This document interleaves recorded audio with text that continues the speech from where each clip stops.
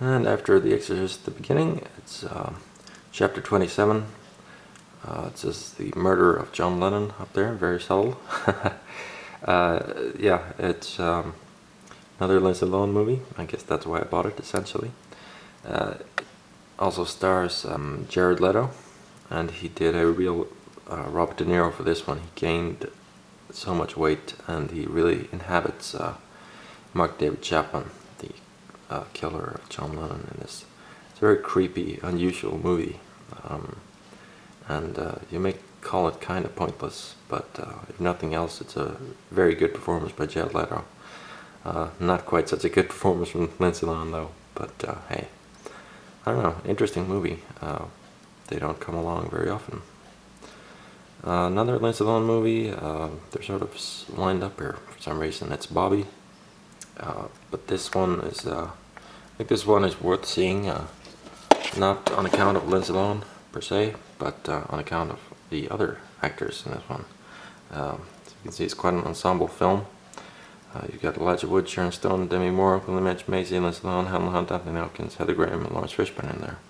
And they really knock it out of the park. Very, very good actors, very, very good ensemble, and yeah, really decent film. Worth a watch, I think. And after Bobby, it's A Prairie Home Companion, another movie that stars Lindsay Lohan, and another movie that stars an ensemble cast.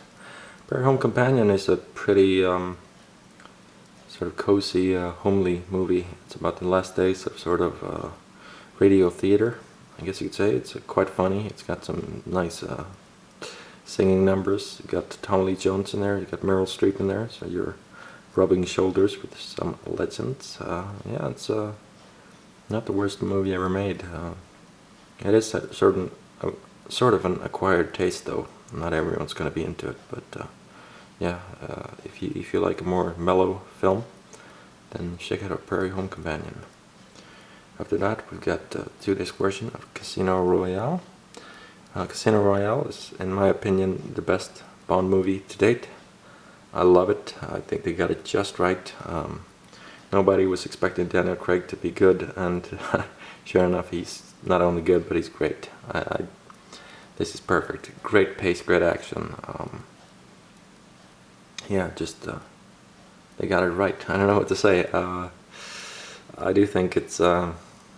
I like Pierce Brosnan as well. He does a really good job. But yeah, it's got Casino Royale has teeth. You know, it's fierce. It's violent. It's bold. It's cold. It's interesting. I have not picked up Quantum of Solace.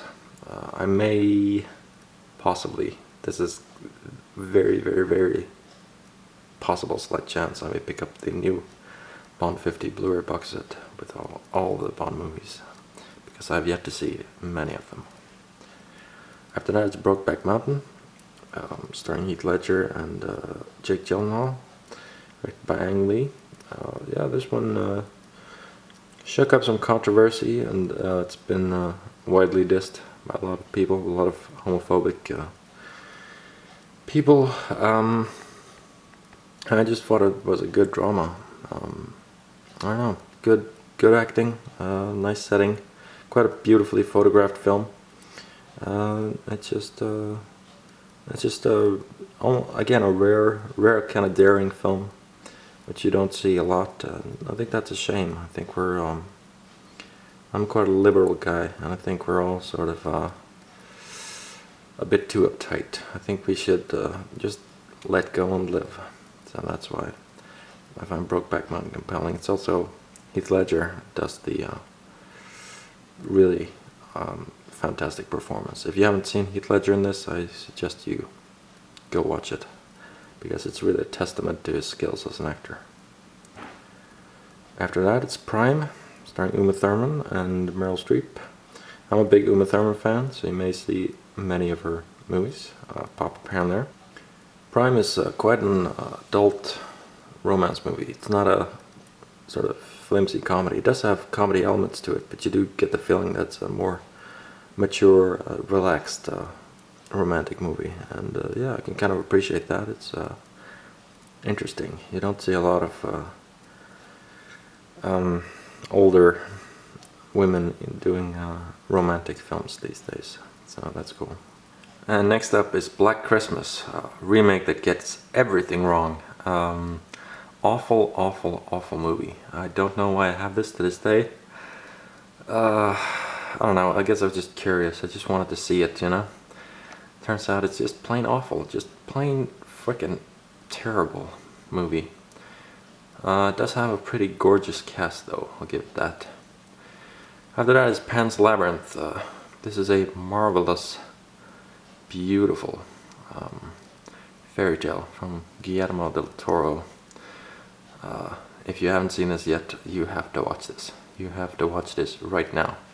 It's a dark, visual, thrilling, epic, gorgeous, touching fairy tale. And after that it's Rocky Balboa, the last of the Rocky series. Rocky Balboa is pretty good. It does get a little sappy at times, but I think it's a nice way to end the series. It's definitely a better way to end the series than Rocky 5. That is for sure. Okay, I figure before we go into this shelf, I should show you what I'm currently watching. I watch a lot of movies obviously, but I also watch some television shows. And yeah, this is where I put the DVDs when I'm watching a TV show. So currently I'm watching Criminal Minds Season 2. Just wrapping it up, I'm almost finished with Season 2.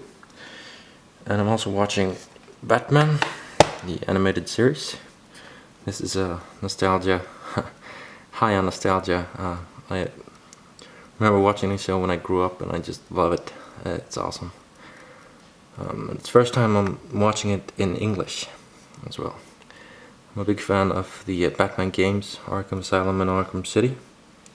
They were both excellent, excellent games. And yeah, this is just, just plain awesome. I'm also watching Simpsons Season 1, as you may have seen earlier. Not a lot of episodes, so I'm just about wrapping this one up as well. So yeah, that's what I'm watching at the moment. Okay, and on this lower shelf we've got Texas Chainsaw Massacre: The Beginning. The Texas Chainsaw Massacre: The Beginning is virtually a plotless slasher movie. It's not a movie you go see to get any dramatic performances, but it's nice and gory. It's incredibly gory, in fact. It's very bloody, very dark, quite a nasty movie. And it does tie in nicely to the Texas Chainsaw Massacre remake, so hey, there's that. After that it's Pirates of the Caribbean, Dead Man's Chest, the second one. Second one is big and action-packed and dumb. I think they quickly lost yeah, they lost the charm of the first one quite quickly. I mean, this one is still okay, I guess. It got Stellan Skarsgård in there and stuff, but it just, I don't know, it just reeks of sequelitis. They're just out to kind of make a quick buck, so it could have been a lot better. But I will say one thing I love about this movie. The CGI in this movie is fantastic. I think Davy Jones is, to this day, probably the most convincing CGI character I've ever seen. He's just amazing. I mean, he looks almost photoreal to my eyes. I don't know about you guys, but I'm always utterly convinced by that squid tentacle man. After that, Snakes on a Plane, baby. Samuel Jackson has had it with these motherfucking snakes on this motherfucking plane. And yeah, he's gonna get rid of these snakes.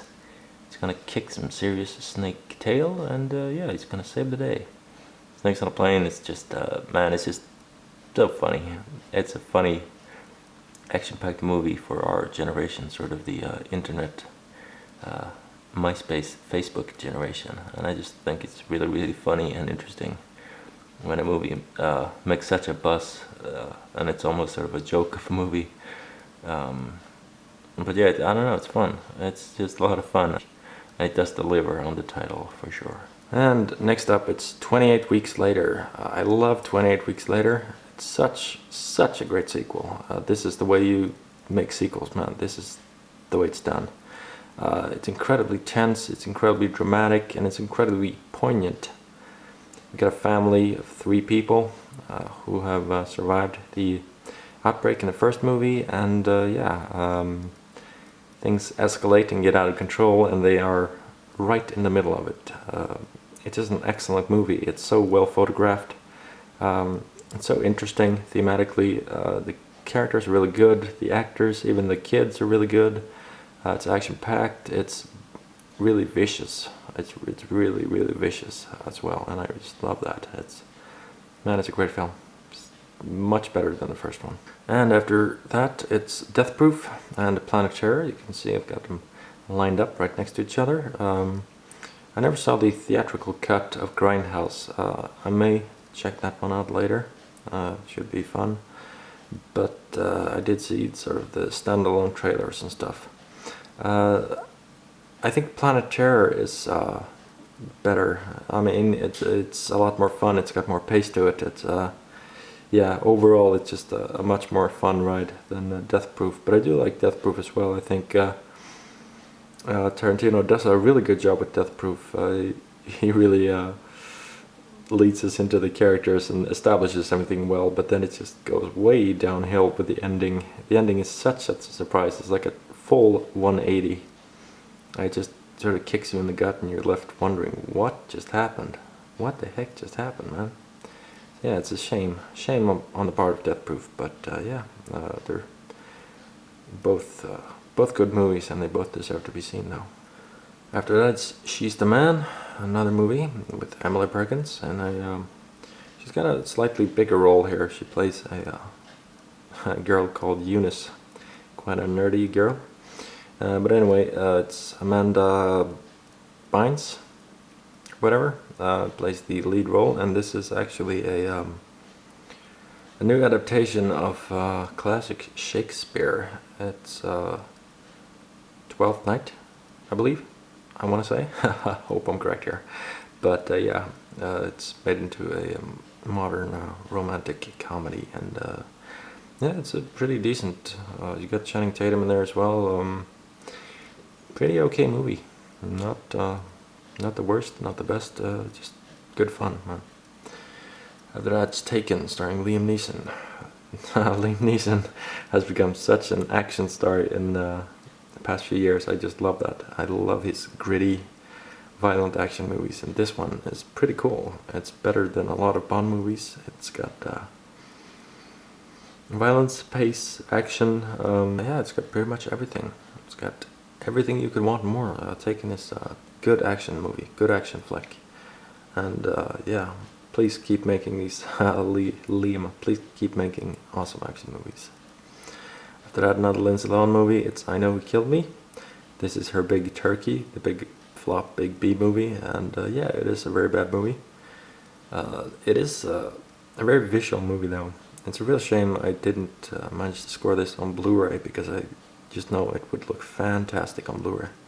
It's a gorgeous movie. It's kind of like an old Giallo, actually. Bright primary colors. You got a killer in mysterious killer in gloves. You've got yeah, everybody's wondering who's the killer, and you've got yeah, a plot about twin sisters, split souls or whatever. So yeah, I think it's a tad underrated, I'm gonna say, to be perfectly honest. Next up is 300. I'm gonna get rid of this DVD because I've just ordered the complete experience Blu-ray digibook. But yeah, 300 is awesome, man. Beautiful, epic, fantastic, testosterone-packed movie, which never disappoints when you're after something very cool. And another Lindsay Lohan movie.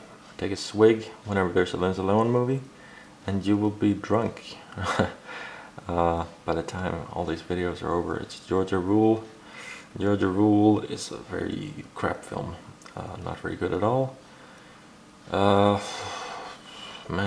what do I say about this one? It's a crap movie. Let's move on. Hostel Part 2, unrated director's cut. I think Hostel Part 2 and Hostel Part 1 are both okay movies. They're both good, but they suffer from the exact opposite problem. I hate the beginning of Hostel, and I hate the ending of Hostel 2. Hostel 2 opens nicely, really builds on, expands upon the world from the first one. Very interesting, all-female cast and all that, and then it gets nice and vicious and gory and stuff, and it's all well and good, but then the ending just turns silly. It just turns too silly for my taste, and yeah, wish there was an alternate ending to this one because it desperately needs one. But the first 70-80 minutes or so are really good. After that it's Hatchet. It says old school American horror. I don't know about that, but Hatchet is fun though. It's fun, it's ultra gory, it's over the top. I mean, it is, it's not a serious horror film. You can't watch this as a serious horror film, it's too over the top. It just goes way too far. But yeah, Ken Hodder's in there, and Tony Todd's in there, and yeah, it's a fun throwback slasher movie. And yeah, if you're a gore hound, if you like tongue-in-cheek horror, then go see Hatchet. After that, it's the Simpsons movie. The Simpsons movie. I'm a big Simpsons fan, and yeah, I think the Simpsons movie is really good. I love the style of it, how they expanded on everything. It's nice and widescreen and very well animated, and they do some fantastic voice acting in this. I was really surprised, especially with Julie Kavner, who plays Marge Simpson in this. She really does a fantastic job, like you've never heard her before. But yeah, Dan does a great job as well as Homer, and Lisa and Barton, the whole gang. Just a good fun movie. The Son of Screaming Part 2. I mentioned The Son of Screaming earlier with Melissa Cross. This is the second one, and this is cool because it's got Angelo Gossow in there, the vocalist from Arch Enemy, which is one of my favorite death metal bands in the world. So yeah, it's more technique, it's more fun, very cool if you're into heavy metal and death metal stuff. Next up, it's Spider-Man 3. Spider-Man 3 is the turkey of the bunch. Yeah, it's weak. It could have been a lot better, but they fumbled it up. So if Spider-Man 3 was the best they could do, then hey man, I'm glad there's a reboot coming. I think the Sandman is cool. They got that part pretty much right, but it's Venom, you know. Venom, they screwed that up something awful. So yeah, that's Spider-Man 3 for you. And next up, it's Pirates of the Caribbean at World's End. This is the third one, and it's appropriate that it's standing next to Spider-Man 3 because this is also the clunker of the bunch. Terrible movie. Honestly, this is so... it feels like it doesn't even have a script, like at all. They just made random stuff up, like as they went along, and replaced the story with animation, and yeah, it's just terrible.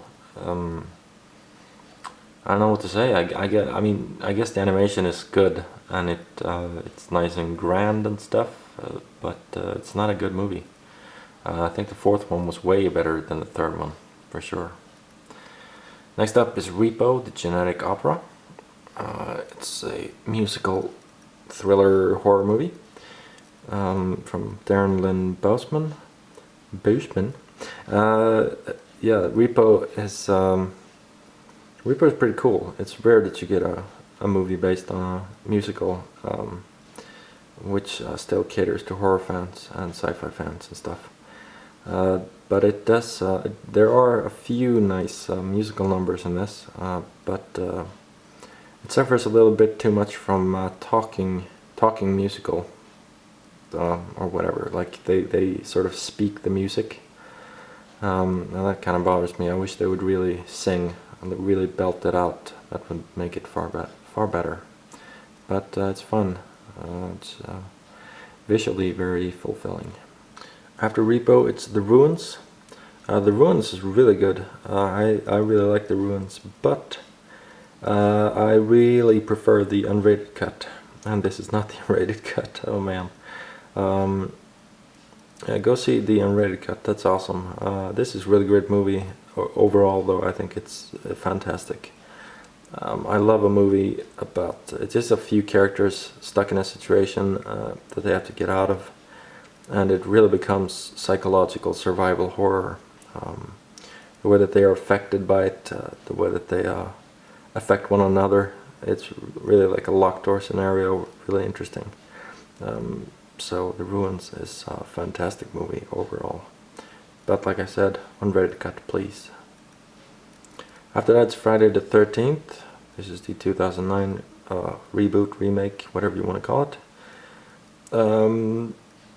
Oh man, really mixed up about this movie. I love Derek Mears, and I think they got Jason right. I actually don't mind all the tunnel digging stuff, but it's just the rest of the movie that sucks. The characters are awful for the most part. It's really bad writing. It's really sort of an excuse of a movie. It's sort of dumb and loud, and yeah, it's not very good. It could have been far better, but hey, at least they got some of it right. Next up is Rec, the original Spanish language movie. I have not seen Quarantine, but I've seen Rec 2, and Rec 2 is also very cool. Rec is a really good found footage movie. Very interesting approach on the subject matter. It's dark, it's violent, it's got great pace to it. It's a lot of fun to watch with someone because you can see their pulse just kind of yeah, they just really it just it's kind of crazy, like an insane movie almost, but it's very cool. So if you have not seen Rec yet, I suggest you watch it. I suppose Quarantine might be good, but I don't know, I don't really see the point in it. Maybe I'm missing out though, I don't know. Next up is Sin City from Frank Miller. This is the 2-disc special edition, and it does actually contain sort of a longer cut of the movie, but it's broken up into segments, so you can't see it as a one long movie, which is kind of sad. But yeah, Sin City is very cool, very stylish, very violent, stays true to the source material as well, so that's cool. And next up, it's My Bloody Valentine 3D, starring Jensen Ackles. My Bloody Valentine 3D is that's a fun, pretty cool remake. 3D was fairly good, even though everything's popping out screen at you and stuff. It's a good, immature, violent, bloody slasher film. I do prefer the original though, but hey, I'm gonna give a thumbs up to My Bloody Valentine 3D. It's a fun, gory, waste of 90 minutes. Next up is Requiem for a Dream from Darren Aronofsky.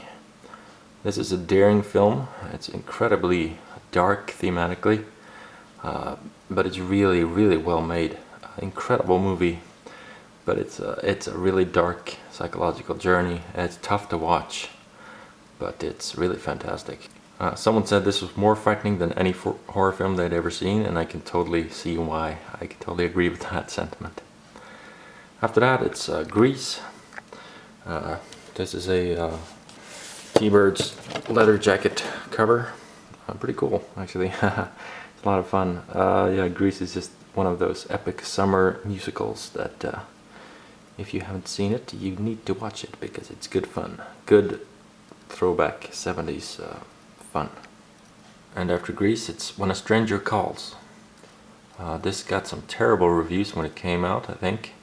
I don't know, got kind of just, I kind of like it though. It's not a violent film, it's not a slasher film, it's not a gory film, but it does have a lot of, it's very moody. It's very dark, it's very moody, and it does have great atmosphere to it. I just really like that for some reason. If you're alone on a rainy night, then this is the movie you should watch, you know. Next up is The Exorcism of Emily Rose.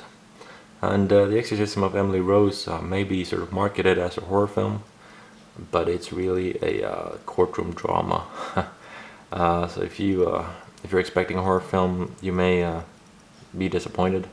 There are a few scenes that are sort of horror related, and a few spooky scenes in there, but most of it is sort of straightforward horror, or I should say drama, courtroom drama stuff. And next up it's The Amityville Horror from 2005, a remake. And I actually really like both the original and the remake in this case. I think that's rare. I think they bring sort of different things to it. The remake is more fierce, it's more in-your-face horror. But I really like both Ryan Reynolds and James Brolin in the lead roles as they are losing their minds. Yeah, it's pretty cool. I like them both. I can't live without one or the other. So yeah, it's Amityville Horror. Next up is Helter Skelter, another remake, another pretty poor remake, not the best. I really prefer the original version, which came out in 1976, I think. But if you're a hardcore Charles Manson fan, like say Rob Zombie or someone, then yeah, you need to have both. But if you only had to pick one, I would go with the 76 version because it's far superior. Next up is Salem's Lot. This is the Tobe Hooper miniseries from 1979.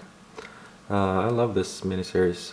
It's based on a great book by Stephen King, and yeah, it's one of my favorite vampire movies ever made. I just really love it. They got a great atmosphere here. It's a no-nonsense movie, and they managed to create great horror effects, really spooky, and really great vampires in this. So Salem's Lot is a spooky one. If you haven't seen it already, go watch it right now. After that, we've got Batman the Animated Series. You noticed the earlier volume that I was watching right now. This is the second volume. Unfortunately, these are the only two that have been released on Region 2 in Scandinavia and England. So I hope they do Volume 3 sometime, but it's not looking good, man, unfortunately. Please do Volume 3, please. That's all I have to say about that. Next up is Halloween 6, The Curse of Michael Myers. Really bad movie, just plain terrible. It's got this crazy mythology surrounding Michael Myers, and I don't know what they were going for, but it does have great gore. It's very violent, it's incredibly bloody, and yeah, that sort of makes up for it. After that, it's Elvis by John Carpenter, starring Kurt Russell. One of their early collaborations between Kurt and John, and yeah, it's a really awesome movie. I'm not an Elvis fan at all, basically, but I am a big fan of John Carpenter, and I'm a big fan of Kurt Russell, and yeah, they really make the magic happen, so to speak. So I'll go see Elvis if you haven't seen it already. Next up, it's Criminal Minds. You may have noticed I had the second season lying there. This is yeah, pretty much the rest of them. Season 1, Season 3, Season 4, Season 5, and Season 6. I really like Criminal Minds. It's a very interesting show. It's very interesting because it is very psychological, and it is very sort of true to life in some respects, but it still takes fictional liberties, of course, and they need to censor some stuff for television, but it's still, I think, one of the darkest and most interesting television shows out there. Definitely my favorite criminal, cop show out there.